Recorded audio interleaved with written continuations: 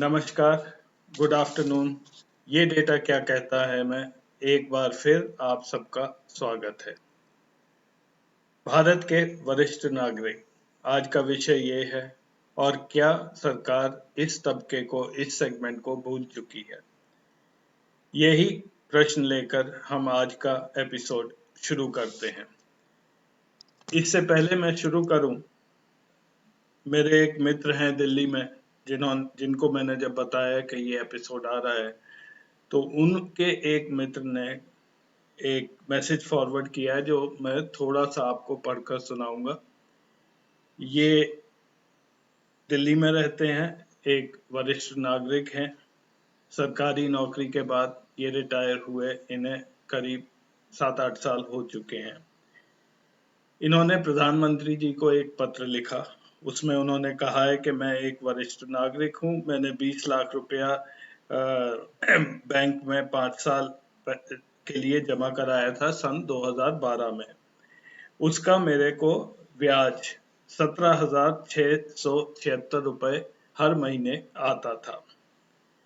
5 साल बाद जब मैंने उसे री इन्वेस्ट किया तो यही ब्याज घटकर मंथली यानी कि मासिक ब्याज 10,416 रुपया है। वो आगे प्रधानमंत्री जी से पूछते हैं, अब आप मेरे को बताएं कि क्या मैं दवाइयां लेना बंद कर दूं, आटा दाल लेना बंद कर दूं, फ्रूट्स और सब्जी, दूध इत्यादि मैं क्या बंद करूं।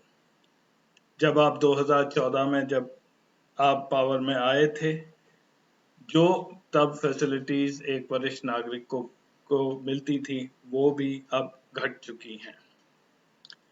एक्चुअली ये जो प्रश्न है ये हम सबके दिमाग में है, सबके जहन में है।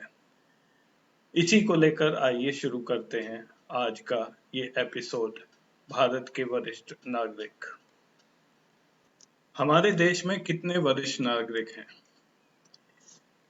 ये जो फिगर आप देख रहे हैं ये है ministry of health and family welfare से। 2009 में सीनियर सिटीजन्स का जो परसेंटेज था वो था 7% ऑफ द पॉपुलेशन, हमारी आबादी का 7%। धीरे धीरे ये परसेंटेज बढ़ता जा रहा है और आज करीब 10% के आसपास है। हमारी टोटल पॉपुलेशन करीब 140 करोड़ है, उसमें से 10% हुए 14 करोड़। तो वरिष्ठ नागरिक 60 से ऊपर के जितने भी लोग हैं वो करीब करीब 14 करोड़ हैं इस वक्त भारत में। ये आंकड़े बढ़ते जा रहे हैं, फिगर्स बढ़ते जा रहे हैं और आगे चल के सन 2050 तक वरिष्ठ नागरिक करीब 25% हो जाएंगे पूरी पॉपुलेशन के। उसका क्या प्रॉब्लम्स होंगी, क्या सोशल इश्यूज होंगे, उसमें आज हम नहीं जा रहे हैं। केंद्रीय सरकार सीनियर सिटीजन्स के लिए क्या कर रही है? मेरे हिसाब से कुछ नहीं, ना के बराबर। वो बिल्कुल भूल गए हैं इस सेगमेंट को। सीनियर सिटीजन्स के लिए प्लान्स अभी से नहीं, ये 2011 से बने जा रहे हैं। सरकारें आती हैं चली जाती हैं, कमेटी आती है चली जाती है, मेंबर्स आते हैं चले जाते हैं। पहली बार 2018 में revised plan and integrated program for senior citizens, a central scheme to improve the quality of life of senior citizens. केंद्रीय सरकार ने वरिष्ठ नागरिकों के जीवन सुधारने के लिए एक केंद्रीय सेक्टर योजना का डॉक्यूमेंट बनाया है। ये आप डॉक्यूमेंट जरूर पढ़ें, ये करीब 50-60 पेज का है। इसमें कुछ भी नया नहीं है, सिर्फ कवर नया है। जो 2011 से चला आ रहा है उसी को बार बार रिपीट करते रहते हैं। लेकिन 2018 जो है एक इम्पॉर्टेंट और एक विशेष वजह से ये डॉक्यूमेंट बना है जो मैं आगे आपको बताऊंगा। अब देखते हैं इस साल का जो सरकार ने क्या डॉक्यूमेंट पेश किया है। अब ये स्कीम कहलाई जाती है अटल वयो अभ्युदय योजना। नाम चेंज, स्कीम वही, कवर चेंज, और फिर से हमें यही बताया जा रहा है कि हम सीनियर सिटीजन वरिष्ठ नागरिकों के लिए एक एक्शन प्लान लेके आए हैं। इस एक्शन प्लान को मैं अंदर से भी दिखाऊंगा कि इसके अंदर क्या है, और इस साल सरकार हम सब के लिए, आपके लिए, हमारे लिए और जो गरीब तबके के लोग हैं उनके लिए क्या करने की सोच रही है। आइए इस रिपोर्ट में देखें कि इस साल में क्या बजट किया है सरकार ने हमारे आपके लिए।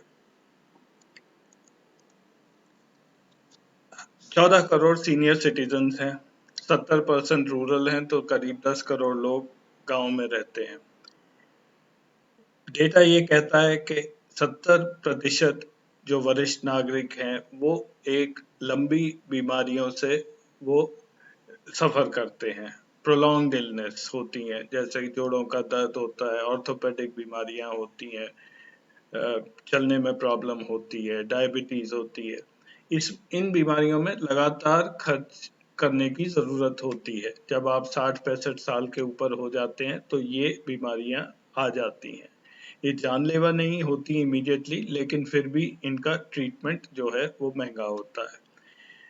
कोई हेल्थ इंश्योरेंस सरकार की तरफ से नहीं है, और जो भी हम लोगों की बचत है वो धीरे धीरे कम होती जा रही है। अब नेशनल एक्शन प्लान जो सीनियर सिटीजन्स का इस साल का है, आप सोचेंगे उसका बजट कितना होना चाहिए। वरिष्ठ नागरिकों के उद्धार के लिए इस साल केंद्रीय सरकार ने 533 करोड़ रुपए का बजट रखा है। ठीक सुना आपने, केवल 533 करोड़। और अगर आप यहाँ राइट हैंड साइड पर देखें तो इसका एक ब्रेकअप है। सबसे ऊपर है शेल्टर और हेल्थ फॉर सीनियर सिटीजन, जिसमें सरकार 300 करोड़ रुपए खर्च करेगी, और ये पैसा बजटरी सपोर्ट से आएगा, यानी कि बजट जो हिंदुस्तान का है उसमें से 300 करोड़ दिया जाएगा। ये जो है स्टेट्स का भी इसमें शेयर है, स्टेट एक्शन प्लान को भी पैसा जाएगा, और integrated program for senior citizen दोनों इसके अंतर्गत आते हैं। आप अब खुद अनुमान लगाइए कि हेल्थ के ऊपर 14 करोड़ लोग हैं। अगर साल में 1000 रुपया भी खर्च किया, जो कि एक बहुत ही छोटा फिगर है और वो गलत भी है, तब भी 14,000 करोड़ रुपया सीनियर सिटीजन के हेल्थ पर खर्च किया जाता है। सरकार चाहती है हम 300 करोड़ में इनकी मदद करें। दूसरा है health and nutrition support for indigent elders. इसमें 39.6 39.6 करोड़ सरकार खर्च करेगी। राष्ट्रीय वयोश्री योजना RVY, ये सरकार मदद करती है जो कि विकलांग लोग होते हैं, जिन्हें मोबिलिटी के इश्यूज होते हैं, उनको मोबिलिटी एड्स प्रोवाइड करती है फ्री ऑफ कॉस्ट। तो ये पैसा मोस्टली सरकार के PSU जो एलिम्को है कानपुर में, वहां पे ट्रांसफर होता है, और वो ये मोबिलिटी एड्स बनाते हैं। ये डायरेक्टली पैसा नहीं जाता है, बट ये एड्स डिस्ट्रीब्यूट होते हैं। इसका एक प्रोसीजर भी है, आप नेट पर ये अप्लाई कर सकते हैं। Livelihood and skilling for senior citizen skill development 37 crore 37 crore रुपया है। National helpline for senior citizen, उसमें करीब 55 करोड़ रुपया अलोकेट किया है। प्रमोटिंग सिल्वर इकोनॉमी, मेरे को नहीं पता इसका क्या मतलब है, बहरहाल इसमें 20 करोड़ रुपया डाला गया है। और लास्ट में है channelisation of CSR funds for elderly care, यानी कि जो कॉर्पोरेट से पैसा मांगा जाता है कॉर्पोरेट सोशल रिस्पॉन्सिबिलिटी के अंतर्गत, उसके लिए 5 करोड़ रुपया अलॉट किया है। ये मेरे को समझ नहीं आता कि कॉर्पोरेट से अगर आपको पैसा लेना है तो सरकार वहां क्यों खर्च करती है। बहरहाल ये है इस साल का बजट 533 करोड़। इसमें 70 करोड़ नए प्रोजेक्ट के लिए अलग से एलोकेटेड है, तो टोटल है national action plan for senior citizens 2021-22 600 crore रुपया सरकार ने अलॉट किया है। पिछले सेक्शन में आपने देखा होगा कि बजटरी सपोर्ट केवल 300 करोड़ की थी। बाकी पैसा आ रहा था सीनियर सिटीजन वेलफेयर फंड से। एक बार जल्दी से समझ लें कि ये सीनियर सिटीजन वेलफेयर फंड क्या चीज है। 2015-16 में जब बजट पेश किया था अरुण जेटली जी ने, तब उन्होंने ये फंड बनाया था।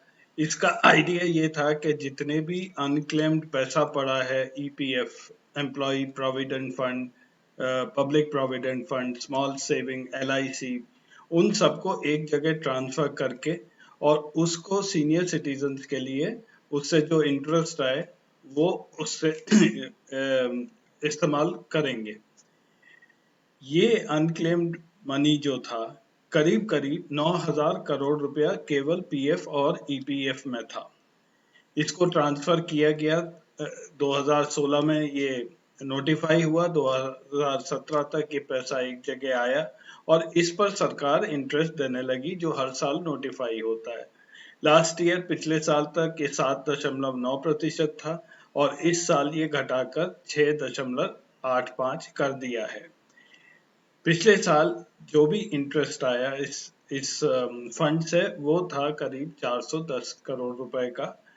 वो पैसा अवेलेबल होता है ministry of social justice and welfare को सीनियर सिटीजन्स की देखरेख के लिए वो अवेलेबल किया गया।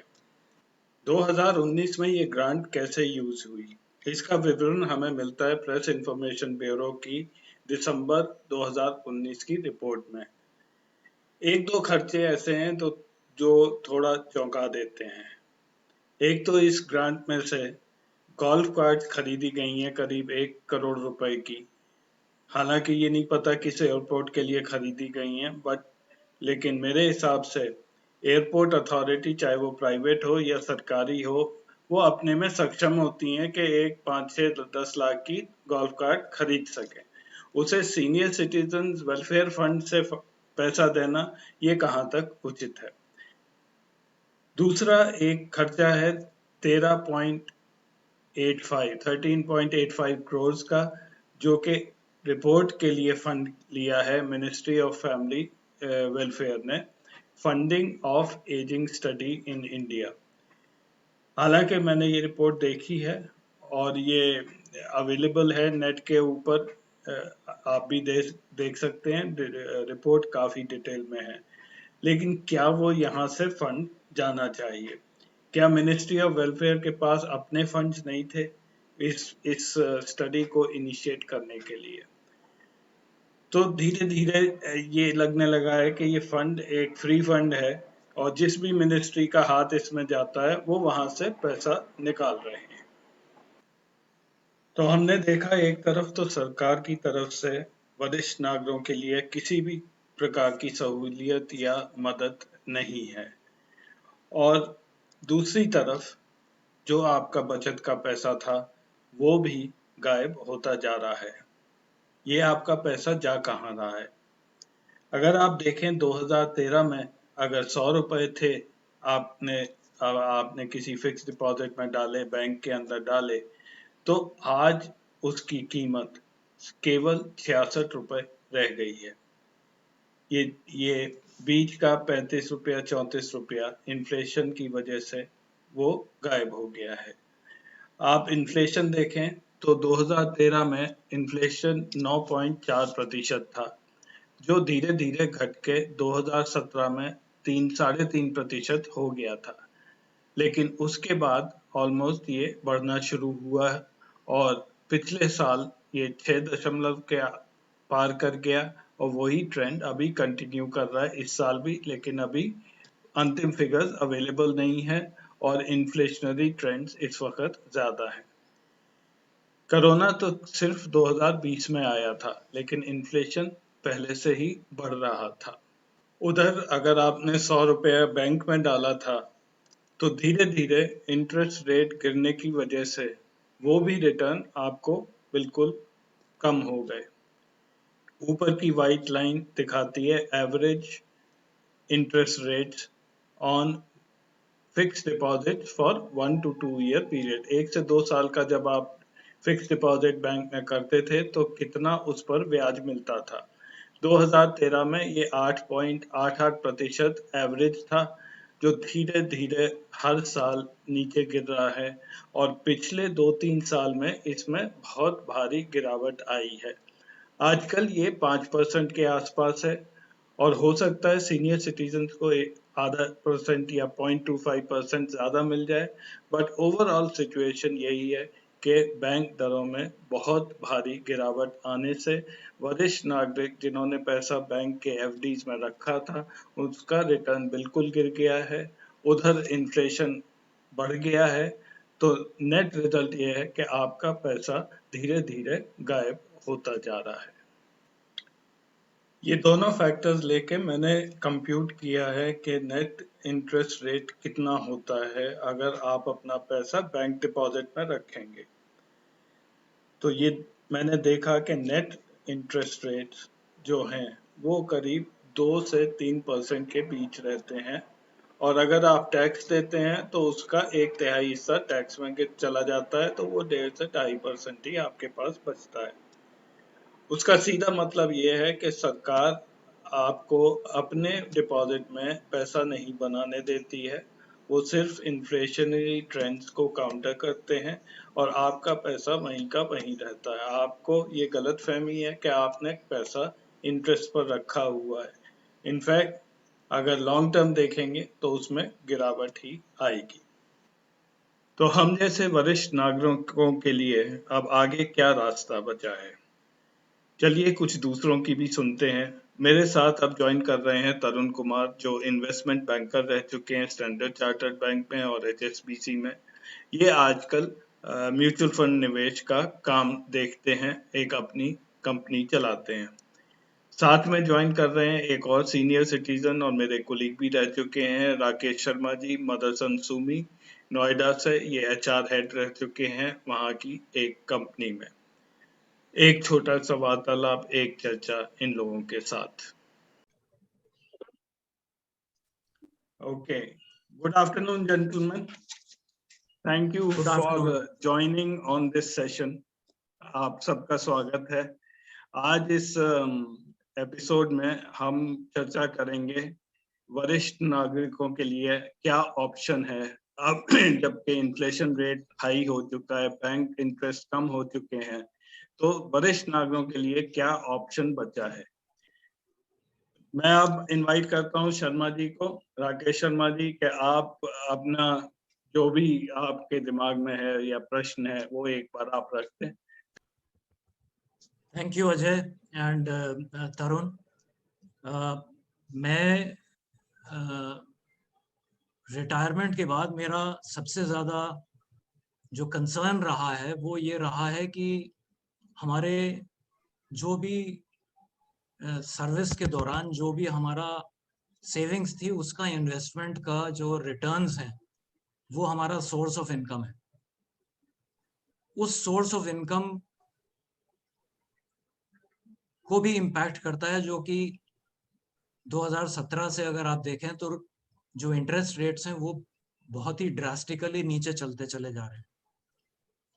हमने रिटायरमेंट के टाइम जो इंटरेस्ट रेट प्लान किया था वो करीब 8.5%, 9.5% के करीब था, जो दिमाग में रखा था।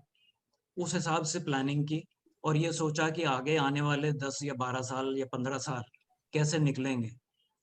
लीविंग असाइड के रुपी वैल्यू क्या होगी वो छोड़ दें अभी, लेकिन जिस हिसाब से इकोनॉमी डाउनटर्न है और इंटरेस्ट रेट गिरते चले जा रहे हैं, उससे हमारा सारा प्लानिंग हेवायर हो गई है। दूसरा, इन्फ्लेशन के पॉइंट ऑफ व्यू से हर चीज बढ़ती जा रही है, कॉस्ट ऑफ लिविंग बढ़ गई है, हमारी इनकम कांस्टेंट है, तो हमें एक हेल्दी और एक अच्छा जीवन व्यतीत करने के लिए हमारा एक इनकम का जो स्रोत है या सोर्स है वो अच्छा होना चाहिए, जिससे कि हमें आगे आने वाले समय में कोई दिक्कत ना महसूस हो। तो हमें आज की तारीख में 5 साल के बियॉन्ड का इन्वेस्टमेंट नहीं सोचना चाहिए। दूसरा है रिस्क जो मिनिमम हो। अब हम में रिस्क टेकिंग कैपेबिलिटी खत्म हो गई। सर्विस क्लास होने से वैसे ही हम रिस्क लेते नहीं थे, और अब तो बिल्कुल नहीं लेंगे। तो हमारा investment has to be safe. In fact मैं अगर अपना ही केस बताऊं, तो मैंने एसआईपी में इन्वेस्टमेंट कुछ किया था जो कि ड्रास्टिकली गिर गया। जितना अमाउंट था उसको कम कर दिया, 50% पे आ गया। Then I was every time waiting for it to come back at the same level, और जब वो लेवल पे आ गया, थोड़ा सा इंक्रीज हुआ, तो मैंने उसे विड्रॉ कर लिया। क्यों, जो इनकम है उसको एक सर्टेन रिस्पेक्टेबल लेवल पे मेंटेन करना होगा। ठीक है, थैंक यू शर्मा जी। ये जो आपने जो भी विवरण दिया, आई थिंक ये सबके लिए कॉमन है। ये story across the board her senior citizen के लिए ये सेम ही स्टोरी है। ओके, तो अब मैं चलता हूँ तरुण के पास। तरुण, आपके पास क्या सजेशन हैं जो कि शर्मा जी की जो कंडीशंस हैं उनको हम कैसे मीट कर सकते हैं कि एक सिक्योर फ्यूचर रहे? सबसे पहले नमस्ते आपके सभी दर्शक को, और धन्यवाद मेरे को बुलाने के लिए।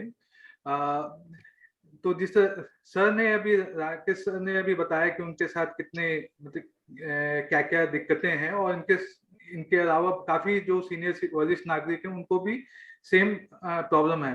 तो पहले तो मैं ये बताना चाहता हूँ कि गवर्नमेंट द्वारा वैसे कुछ स्कीमें चल रही है जिसमें आप पैसे जमा कर सकते हैं, और जिसमें आपको महीने का और क्वार्टरली आपको इंटरेस्ट आपको मिलता है। उसमें में से एक आपका है कि एक आरबीआई बॉन्ड्स होता है। आरबीआई बॉन्ड्स में आपको 7.15% रेट ऑफ इंटरेस्ट मिलती है, बट इसमें 6 महीने में आपको इंटरेस्ट मिलती है, बट इसमें आपको 7 साल तक लॉक इन रहता है। इसके अलावा जिस तरह सर ने बोला कि एफडी रेट इंटरेस्ट कम हो गया, बट उसमें सिक्योरिटी होता है। जो इंटरेस्ट रेट तकरीबन depend upon bank to bank अंतर होता है, 5 से 6% के बीच में होता है। इसके अलावा पोस्ट ऑफिस में मंथली स्कीम एक होती है जिसमें आपको 6.4 6.3 के आसपास रिटर्न बनता है, जिसमें हम मंथली पैसा निकाल सकते हैं उससे, जिसको पोस्ट ऑफिस मंथली स्कीम के नाम से हम लोग जानते हैं। इसके अलावा सीनियर सिटीजन सेविंग स्कीम है जिसमें हमें 7.4% रेट ऑफ इंटरेस्ट मिलता है, और इसको हम लोग मंथली पेबल है, और ये ड्यूरेशन 5 साल होती है। इसके अलावा मैं 3 साल और एक्सटेंड कर सकता हूँ ये सीनियर सिटीजन सेविंग स्कीम। एक और ऑप्शन होती है कि I think it is quarterly payout. Senior citizen savings scheme का interest quarter. Yes, ये क्वार्टरली पे आउट। और एक सिक्योर और स्कीम है गवर्नमेंट द्वारा कि प्रधानमंत्री या व्यय वंदना योजना, इसमें भी रेट ऑफ इंटरेस्ट 7.4 है, बट इसमें मंथली पे आउट है। इसमें हम मंथली दे सकते हैं, और इसका टेनर होता है 10 साल तक हम जा सकते हैं, जो अभी गवर्नमेंट ने 31 मार्च 2023 तक बढ़ाई है इसका ड्यूरेशन। तो ये सब जो अभी मैं बात किया हूँ, ये सब थोड़ा सिक्योर है, जिसमें गवर्नमेंट बैकअप भी है कुछ। बट इसके अलावा भी म्यूचुअल फंड्स में भी है ना, सीनियर जो भी हमारे वरिष्ठ नागरिक हैं वो म्यूचुअल फंड में भी डाल सकते हैं, बट डालने का तरीका थोड़ा सा अलग होना चाहिए। और ये सभी सीनियर सिटीजन का अलग अलग है ना, रिस्क के अनुसार हम बता सकते हैं। नॉर्मली क्या होता है, जिनका पेंशन आता है, जो हम लोग बात कर देते हैं, जिनका पेंशन आता है, बट उनको हर एक महीने एक राशि उनके अकाउंट में आ रही है, तो उनको थोड़ा थोड़ा जो भी उनका रिस्क एपेटाइट है उसके अनुसार से वो जमा कर सकते हैं म्यूचुअल फंड के बैलेंस फंड में या डेट फंड में। तरुण, थोड़ा सा आप सिस्टमैटिक ट्रांसफर प्लान जो आपने बोला है उसको एक बार फिर से एक्सप्लेन कर दीजिए दर्शकों के लिए, थोड़ा सा एग्जांपल लेके। Okay sir, systematic transfer plan कि सपोज हमारे पास लमसम इन्वेस्टमेंट है, उसको मैं एफडी के जगह मैं डेट फंड में पार्क कर देता हूँ, और उससे डेट फंड में पार्क करने के बाद उसको मैं एक उसमें भी काफी ऑप्शन आती है सर, 3-4 ऑप्शन है। एक आपका जो भी आपका अप्रिसिएशन है, डेट फंड का जो भी आपको अप्रिसिएशन है 6% 6.5%, वो आप इक्विटी में आप इन्वेस्ट कर सकते हैं। एक वो तरीका है।